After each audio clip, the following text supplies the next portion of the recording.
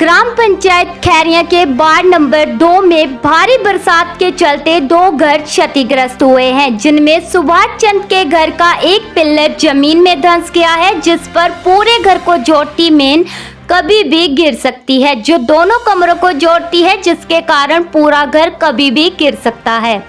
फिलहाल एहतियातन तौर पर सुभाष चंद ने कमरे को खाली कर दिया है तथा स्वयं घर के बरामदे में सो रहे हैं। वहीं दूसरी तरफ उसी वार्ड के रहने वाले अनाथ व नाबालिग जगदीश का घर टूटकर गिर गया है। जगदीश के माता पिता बचपन में ही गुजर गए हैं तथा अभी महज 17 वर्ष के जगदीश का लालन पोषण चाचा चाची कर रहे हैं।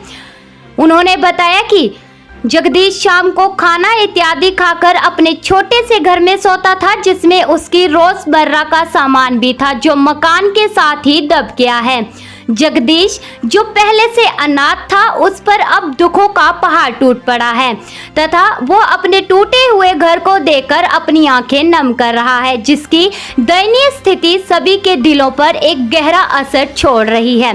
पंचायत प्रधान विजया कुमारी व उप प्रधान राहुल कुमार तथा वार्ड सदस्य पूर्ण सिंह मौके पर पहुंचे तथा हालात का जायजा लिया। उन्होंने कहा कि हमने पटवारी की सहायता से रिपोर्ट संबंधित विभाग को सौंप दी है तथा सरकार व प्रशासन से उचित सहायता की मांग रखी है। वहीं इस पूरे प्रकरण पर एसडीएम नूरपुर गुरसिमर सिंह ने कहा कि पटवारी ने हमें रिपोर्ट दी है, हमने जांच कर कार्यवाही शुरू कर दी है तथा अगले हफ्ते तक उचित रिलीफ पीड़ितों को मुहैया करवा दी जाएगी। हाँ जी, नमस्कार अंकल जी। मैं सुभाष चंद निवासी, गांव में रहने वाला आदमी। हमारे छोटे छोटे बच्चे हैं।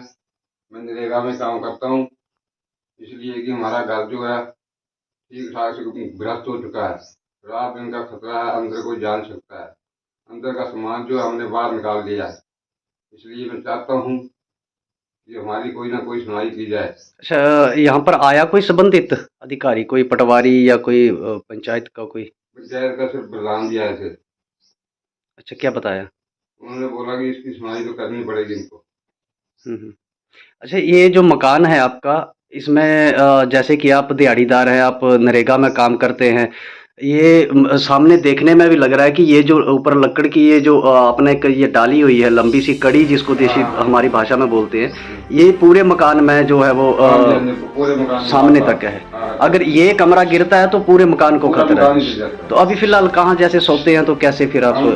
फिलहाल तो बाहर ही सोते हैं। अच्छा, बाहर सो रहे हैं अभी? सामान सारा निकाल दिया? निकाल दिया। ठीक।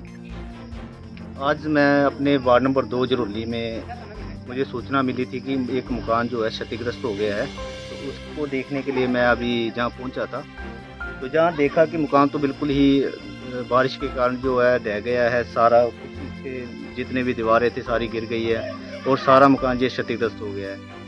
तो ऐसा है कि इसका जो है 16-17 साल की एज है इसके ना माता है ना पिता है। एक कमरा जो माता पिता के टाइम में बना हुआ था, इसी से इसमें जो गुजारा कर रहा था अपना, तो अभी तो ये बिल्कुल भी रहने लायक तो है नहीं। खुद आप वीडियो के माध्यम से दिखा सकते हैं लोगों को। तो मैं तो प्रशासन से यही मांग करूंगा कि जल्दी से जल्दी इसको जो मकान जो है इशू करवाए, ताकि इसका रहने का प्रबंध किया जाए। और मैं गुजारिश करूंगा सरकार से भी जल्दी से जितना भी जल्दी हो सके जल्दी ये काम होना चाहिए, क्योंकि मैं एसडीएम महोदय से भी प्रार्थना करूंगा वो भी मौके पे आए, वो भी मौके पे देख सकते हैं कि क्या हालत है और इस लड़के की क्या हालत है, क्योंकि स्कूल जाता है, ये सिर्फ अपने चाचा पे डिपेंड है। टोटल जो इसके चाचा के लड़के हैं उन पे डिपेंड है, क्योंकि पढ़ाई लिखाई टोटल, क्योंकि माता पिता को गुजरे लगभग मेरे ख्याल से 9-10 साल के करीब हो गए हैं।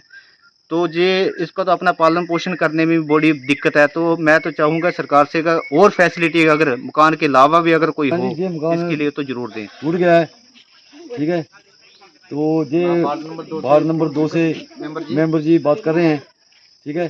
तो ये लड़का छोटा है, ठीक है, ये पढ़ाई लिखाई करता है। नमस्ते जी। और बेटा तेरा है, इसकी कोई माता नहीं पिता नहीं, इसको मिलना चाहिए सब किसी। और पालन पोषण हम सारे दे चाची चाचा कर रहे हैं। भाई मेरा नाम जगदीश कुमार चंद है।